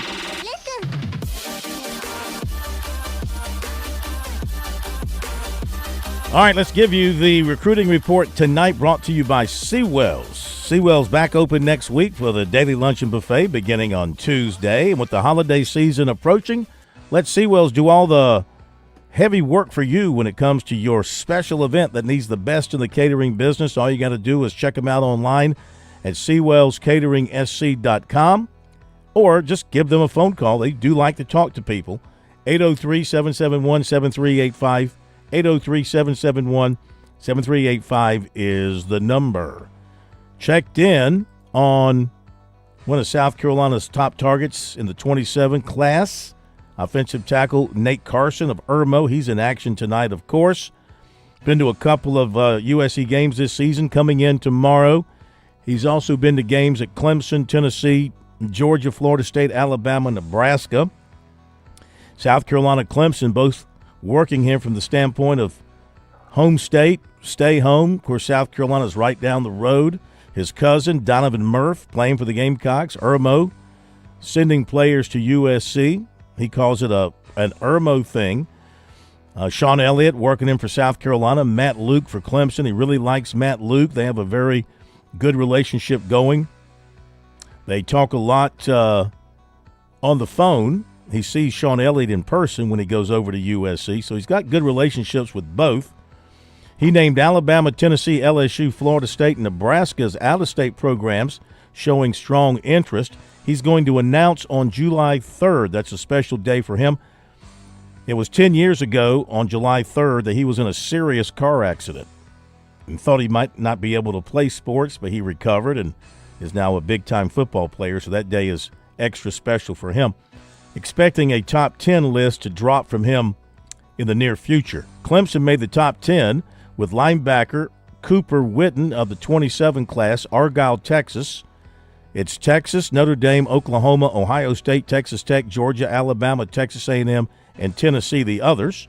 Of course, Clemson missed on cornerback Julian Peterson, the former Penn State committed to North Carolina. North Carolina is doing a lot of damage out there in recruiting. Ashley Ridge offensive guard Cody Peterson, 6'5", 315, will be at USC tomorrow. The Gamecocks have talked to him about a preferred walk-on opportunity. He has offers from Lenoir-Rhyne, Newberry, and Wingate, with the Bears standing out. Others who say on their social media that they're coming to South Carolina tomorrow: wide receiver Jay Duncan of Greenwood, a Furman commit; 27 defensive end Jaden Bryan of Irmo; 27 offensive tackle Maxwell Hiller, Coatesville, PA; 27 athlete Nick Gordon, Sherraw; 27 offensive tackle Kamel Tillman, Rockingham; 27 linebacker Jackson Ross of Hammond; 27 wide receiver Amir Patterson of Bluffton; 27 defensive back Kennedy Green of Douglasville, Georgia; 27 junior Saunders, offensive tackle of Woodbury Forest, Virginia; 28 athlete William Harris, Dublin, Georgia; 28 defensive end Chase Foster, Hampton, Georgia; 28 defensive end Nasir Walker, AC Flora; 29 quarterback Bear Woods, Westside; 29 defensive tackle Amavian Gibson from Dorman. Others reportedly coming in: 27 running back Aiden Gibson Woodruff; 27 running back Trey Segura Burns; 27 offensive lineman Joshua Sam Appel, Douglasville, Georgia; 27 defensive end KJ Green, Stone Mountain, Georgia; 27 linebacker Jalathan Mayfield, Lincolnton, North Carolina; 27 safety MJ Burnett of Marietta, Georgia; 27 corner Amari Fountain of Warner Robins, Georgia; and 27 running back Dayton May of McDonough, Georgia. Be right back. On Point Weather on 107 The Point. Here's your Friday afternoon forecast. It's a chilly Black Friday for us, but a pleasant one. Abundant sunshine all day long. High temperature topping out at 51. Tonight, a freeze in store for us. Clear skies, a low of 27. Tomorrow for Carolina and Clemson, it's chilly for the noon kickoff. Lots of sunshine and a high of 50 degrees. Looking ahead to next week, some rain possible for Monday. Have a nice weekend. I'm Cal Moss with your On Point local weather. At Palmetto State Armory, we offer the largest selection of guns and ammunition at unbeatable prices. Our knowledgeable and friendly staff are here to provide personalized assistance, ensuring you find exactly what you need. If you enjoy outdoor activities like hunting, camping, or hiking, our clothing and outdoor gear collection has got you covered. We also feature an exceptional indoor range facility where you can experience the thrill of shooting in a safe and controlled environment. Visit us today at PalmettoStateArmory.com or your local retail store. Palmetto State Armory, American made for life. Authorities. With SRN News, I'm Mary Rose. The charges against the man who authorities say shot 2 National Guard members has been upgraded to first-degree murder after one of the soldiers died. Janine Pirro, the U.S. Attorney for the District of Columbia, announced the new charge today. Specialist Sarah Beckstrom and Staff Sergeant Andrew Wolf were critically injured in Wednesday's shooting in the nation's capital. President Trump announced last night that Beckstrom had died. Authorities say Ramanula Lackenwall drove across the country to carry out an ambush-style attack. The death toll from the Hong Kong high-rise fire has risen to 128, with many still unaccounted for. Authorities said fire alarms in the complex, which housed many older people, did not sound during the fire. Authorities arrested 8 more people involved in the renovation, including scaffolding's subcontractors, too. This is SRN News. I don't know too many folks out there who love paying taxes, but what about getting tax credits? That's appealing, right? My buddy Ken at Broker Solar is in the tax credit business. How would you like a solar battery that helps do 2 things? First, it serves as an instant generator. the moment the power cuts out, and it doesn't even require gasoline. Secondly, it lets you take some control back from the power companies. Yeah, you can use solar power during the peak hours when your power company wants to charge you the most. Oh, and that tax credit on solar batteries, you can get a 30% tax credit right now. This is a phenomenal time to reach out to Ken. He'll come out to your home or your business. He'll give you a comprehensive free estimate, answer any questions. Solar isn't free, but you need to take advantage of those credits when they do come around. Call Ken right now. Save on a solar-powered battery. Online, find him at brokersolar.com or just call Ken, 807-7417. That's 807-7417, Broker Solar. What's better than getting the best Wagyu and Hereford beef anywhere in these parts and getting it delivered to your door? How about knowing you're still supporting local farmers in Saluda over at H&J Cattle, where tradition meets quality? Visit HandJCattle.com. Place your order for $50 or more, get free delivery in Richland or Lexington County. Plus, Point listeners get 10% off your order. Enter keyword The Point as one word for your discount. HandJCattle.com. This is Fran Halloran, the Money Coach. Grow with the Point as we build on 10 incredible years of community local radio. We built an environment where our listeners are our family. Are you a small business with big dreams? Join the tremendous stable of advertising partners at The Point. Connect with Kevin Cohen and brainstorm a tailored strategy to escalate your business growth using the powerful platform of The Point. Call Kev directly at 563-8558. Teaming with The Point, you can make the next year your best year. Are you tired of online threats? Then get an antivirus. It's the only online protection you will ever need. Just a quick question. Does it encrypt your online traffic the same as NordVPN? No, but it protects your device. Just pop that CD in and you're good to go. But it will stop your internet service provider and other snoopers from monitoring you online, right? Oh, no, not really. It won't stop online snoopers or block annoying ads. In fact, forget what I said at the beginning of this ad. This ad is now about NordVPN. I just realized that an antivirus is only half protection online. So get better online protection with the NordVPN Black Friday deal. It will encrypt your traffic, protect you from malware and phishing, and stop annoying ads. This Black Friday, get NordVPN with 73% off and enjoy 3 extra months. Yeah! This is Perry Orth, former South Carolina quarterback. On the field, my job was simple. Read the defense, protect the ball, and give my team the best chance to win. Off the field, at Moultrie Insurance, our job is no different. Help protect your business from the risks that you don't see coming, so you can focus on moving the ball forward. Just like a good quarterback, we anticipate challenges, call the right plays, and keep you protected. Trust Moultrie Insurance to cover your blind side and keep your business in the game. Visit MoultrieINS.com today. 4. Straight down the middle. It went straight down the middle. Then it started to hook just a wee bit. And that's when my caddy lost sight of it. That little white pellet has never been found to this day. But it went straight down the middle, like they say. Whack down the fairway, it went smack down the fairway. Then it started to slice just a smidge off line. It headed for 2. Okay, we've been talking about all that green grass at Williams-Brice Stadium, the 100 yards of victory or defeat, depending on which side of the field you're standing on. Let's talk about some real grass, some real long grass. We're talking about 375-yard dog legs to the right, 455-yard overwater par 5s, 174-yard heavy bunkered par 3s. It's time to talk about the great game, the greatest game, the game of golf, a sport that I nearly mastered some 45 years ago. Let's welcome in, once again, to Birdies, Bogeys, and Biceps, our leader, our top amateur, the guy that plays through George Bryan III, which brings up the question, George, first of all, happy Thanksgiving to you and your family. Thank you very much. Happy Thanksgiving. And ours, as I was just sharing with Josh, started now, like 2 minutes ago. Oh, really? So, your family just getting to your place?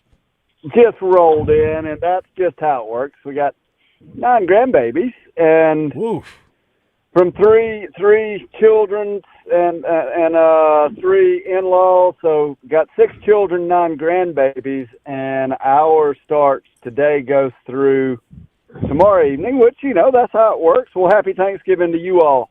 Everybody's got different rhythms with Thanksgiving. So yes. Happy Thanksgiving to all. Now, I wanted to ask you, before we get to our very special guest, but he's become a tradition on our program, the Thanksgiving program, the night after Thanksgiving, because I always see him on the Wednesday before Thanksgiving and invite him to join us. We'll get to Tommy Two Gloves Gainey in just a moment. But with it being South Carolina and Clemson week all week long and all the thoughts about the football game, it used to be around our state, George, there were a heck of a lot of various golf tournaments built around the football game. Alums, former players, media people, folks just getting together and facing off related to the football game. Are you still seeing, do you know about a lot of those? Are you still seeing a lot of that, or has it kind of died out over the years? It has definitely changed a bit. I think it turns into more small group, more these subsets, these cultures, and I tell you what, they're still quiet fun. It's just not as loud as it once was. I'll just put it that way. And I got to tell you, we can't wait anymore. Can't slow play the people. I mean, Phil, as you mastered the game 45 years ago, this guy's recently mastered the game and got the ultimate pro mulligan in the senior tour. Is Tommy Gainey ready to tee it up with us? This is absolutely the fan favorite that I know about and know personally. Let's bring him on. Let's tee it up. Welcome, Tommy Gainey. Two Gloves. Welcome to Sports Talk. Birdies and bogeys and biceps. Well, fellas, how are we doing tonight?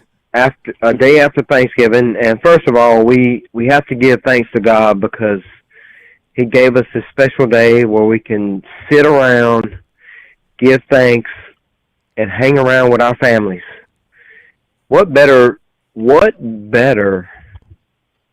opportunity is that? I mean, that is awesome. Hallelujah. Hallelujah to that. And Tommy, I tell you, to me, that's what golf represents. And we talked about it, and Tommy, you and I haven't necessarily had this level of conversation, but I've often spoken of the Crapple family. It was around Thanksgiving that in the fall of 1979 that they invited me to play golf as a family. And, what I can remember more is the meal. My golf was awful. I was just getting started. I remember the fellowship, the family, and there's nothing quite like this game. And you're exactly right. The family's everything. And we got a beautiful opportunity in this country to celebrate things like, the folks are excited about Carolina Clemson football. My goodness gracious. Over the top with excitement, but still, it's the opportunity to spend time with friends and family that matters. That's right. That's exactly right. Because you know what? You never know when some of your closest friends are going to be called home. And that's the biggest thing. A lot of people, they don't know. When your time is up, he's going to call you home. But, the Carolina Clemson game is definitely a rivalry that I'm on Carolina side because everybody knows I'm a big Carolina fan.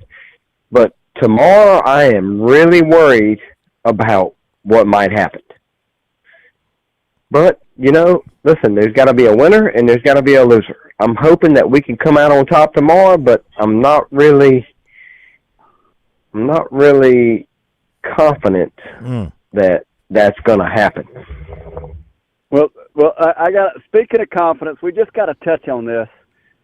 when you sit watching a game versus play the game. I saw you on TV recently a couple of times. I didn't watch this most recent, but when you got your victory, I was watching early, and Tommy, you seem to be holding on to it to me, and that confidence parlayed it into a magical victory.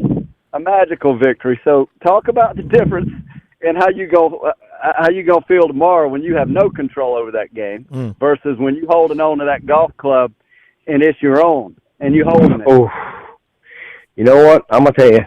I mean, playing golf for a living, as you know, George, having two sons like Wesley and George, both of them are really good players. And obviously, everybody knows Wesley has won on the PGA Tour, as have I done. But the problem is, what they don't understand is how hard it was to win. It's not like, well, here you go, just go ahead and win. I mean, you're playing against the best players in the world, so it ain't like we're just giving you this opportunity to win. No. You got to take that opportunity, and you got to take it by the horns, and you got to go out, and you got to play the best you can, and you got to take full advantage of the opportunity. Because, listen, we all see what's going on now with the PGA Tour. It's not very good, okay? So when you have the opportunity to win, you got to take advantage of it. And if you don't take advantage of it, who's to say you get another opportunity to do it? So I'm very lucky and blessed that I won on the PGA Tour. I won the Big Break. I won the Korn Ferry. And now I've won on the PGA Tour Champions. So now the thing is, when you have the opportunity, you got to take advantage of it. Because if you don't, who's to say you'll ever get another opportunity to do it? That's what we're talking about here. Opportunities, when you have the chance, you got to take advantage of. And if you don't, who's to say you get another opportunity? You don't. You don't know. Oh, absolutely. Hey, and you better, if you've got that shot, you better just take a rip at it. And speaking of the shot, now you didn't just get treated, roll the carpet out. Nobody gave you anything, even with the senior tour. Despite where you were as a past PGA Tour champion, you didn't just roll into the senior tour with exempt status. Walk us through what has happened in Tommy Gainey's life since about September this fall. How you got in the event, what happened, bring us up to speed. Oh, George, I'm going to tell you something. It has been a whirlwind for me. It really has. I mean, it's been it's been like turbo, like a rocket ship, just going right by you like 500 miles an hour. So I turned 50 in August the 13th to be exact. I was playing on the Korn Ferry Tour. I didn't play all that great, but I knew that I would have a chance to do something special on the PGA Tour Champions. But the problem with that is when I first got out there and had to try to Monday, well, you know what? They said, well, we're going to take Q School away from you. So they took Q School away from us, okay? Now, I don't know the reason why they took it away, or if it was just a certain players is why they took it away. But listen, that was something I was looking forward to because I felt like I would be one of those top 5 spots in the Q School. But they took that away, so I didn't have an opportunity to get one of those 5 spots. But I tell you what I did. So when I turned 50, I knew I was going to have to Monday qualify. And my goal was to just Monday qualify every single time I had the opportunity because I knew I wasn't going to get anything else. So I had to earn it. So I went in there, and I got it. The first one finished tied for 5th. So I got me into the next one. So then, after I got in the next one, I finished like 11th or 12th or something like that. So then I had to go and try to Monday qualifier again. So then I shot like 8 under in that Monday and got in and finished like, I don't know, 11th or 12th. And then I got into a next Monday, and I done the same thing. I just qualified, and so 4 out of 5 Monday qualifiers, I got in and played well.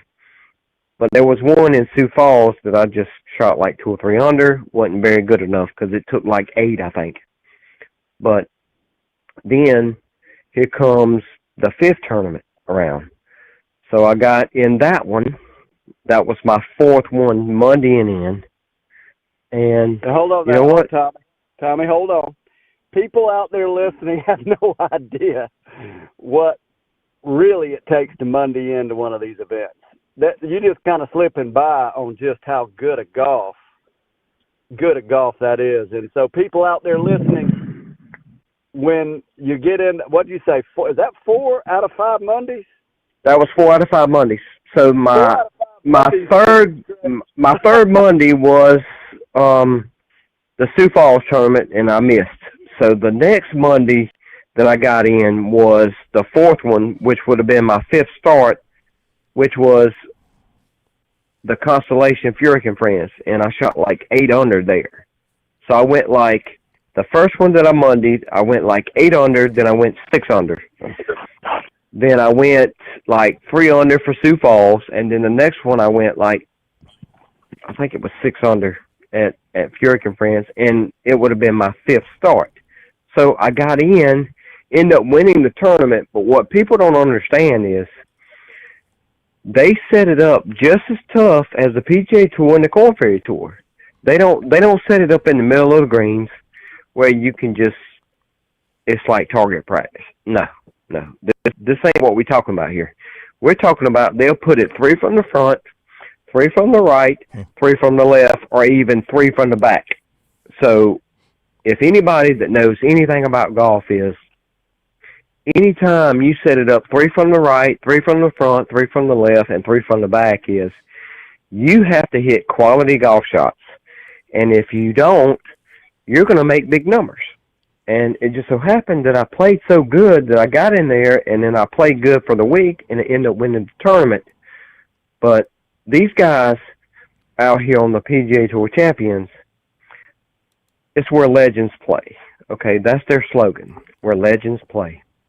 And let me tell you, from being out there and playing 9 tournaments, it is exactly the truth. These guys can still play.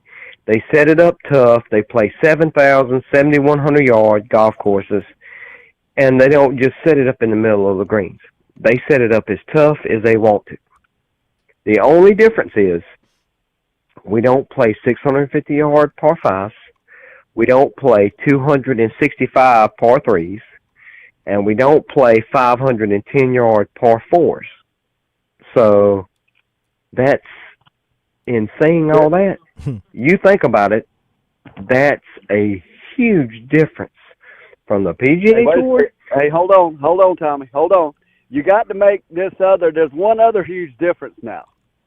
And you made your cut percentages pretty daggum solid, but there are a lot of folks, Wesley, that struggle to make cuts.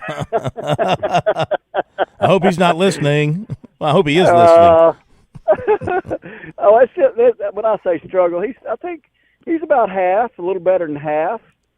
Now I'm not sure he missed a cut at the Korn Ferry level, which is supposedly a little tougher, but there's no cuts on the senior tour. How does it feel to play in a tournament where there are no cuts, Tommy Gainey? You talking about it's like free willing. It's like free money. It really is. Because, when you play the Korn Ferry and you play the PGA Tour, you got 2 days, so you got to perform. And if you don't perform, guess what? You're going to miss the cut. And everybody knows the Korn Ferry, I think the Korn Ferry Mondays, to try to Monday qualify on the Korn Ferry Tour, let's just be honest, it's really, really tough. Now, it's easier to qualify for a PGA tournament than it is for a Korn Ferry tournament. And I'm speaking from experience because I've done both. And with the depth and how good the players are now, I mean, it's incredible that the scores that you have to shoot, and even in some of the Korn Ferry tournaments, what you have to shoot in 2 days to make the cut, it's unbelievable. Because I'll give you an example. So the Veritex Bank Open earlier this year, I played in it. I was 8 under for 2 days, missed the cut by 1.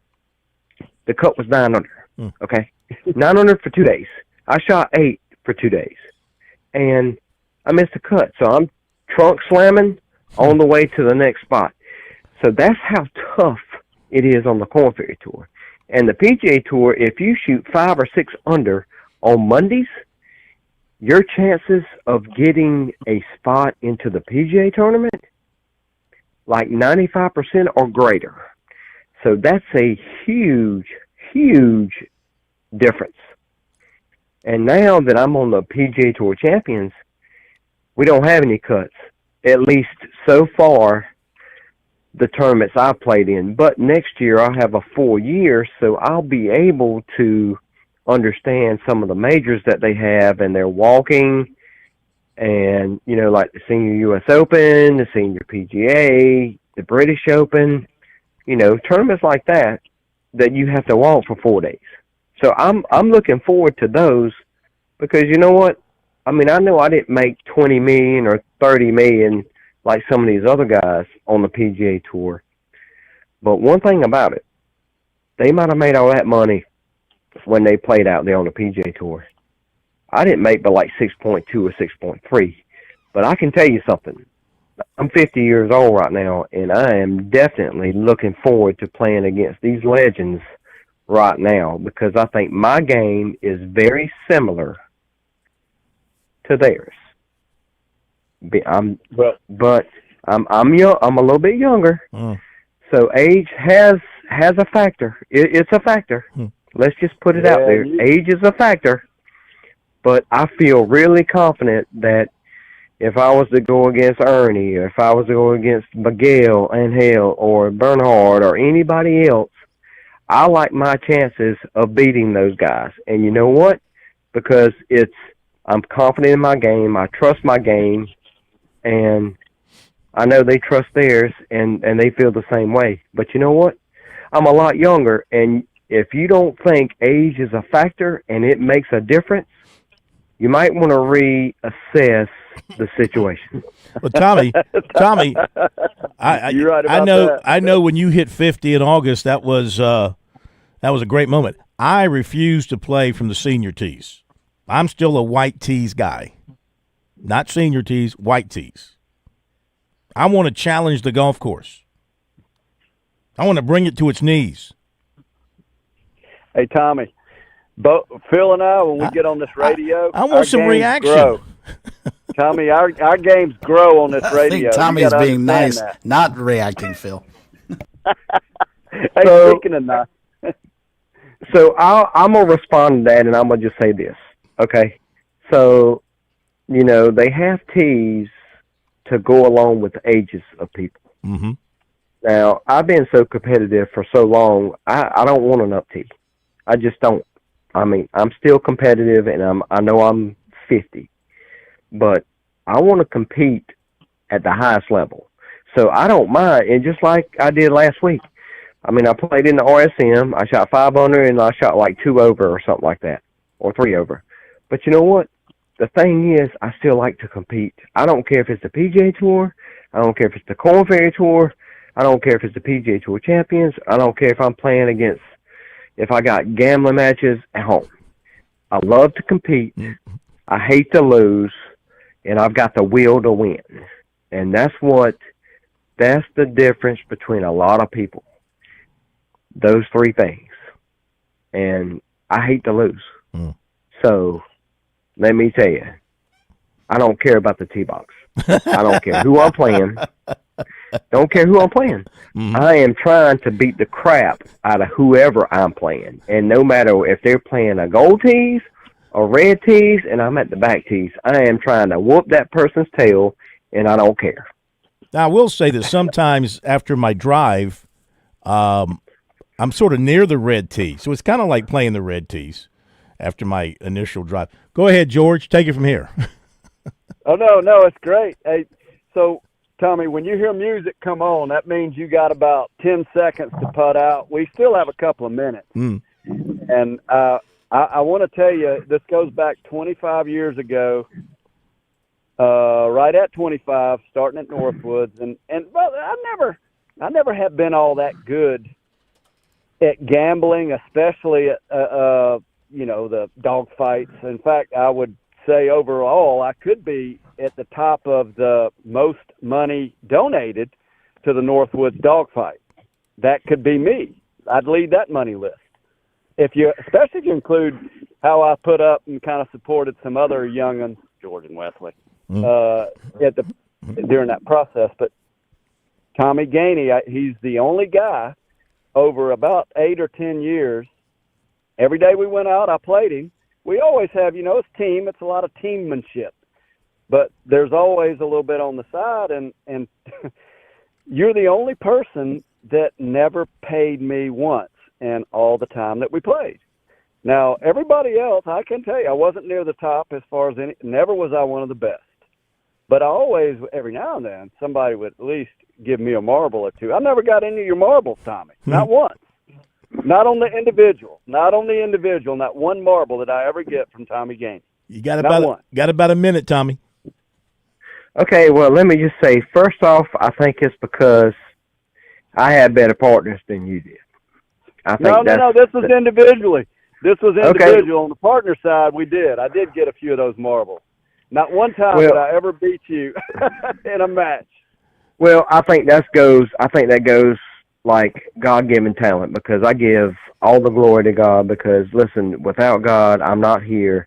Without my parents, I'm not here. Without him, they're not here, and I'm not here.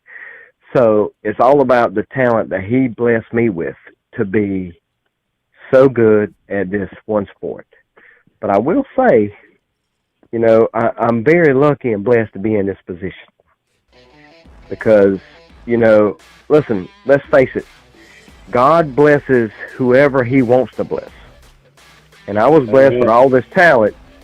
And you know what? It's okay. Some people are good, some people are not. But me, he blessed me with all this talent, and he just told me, he said, listen, you take this talent and you put it to good use. That means. Tommy, thank you. Hey, George, thanks. That'll do it. Have a great night.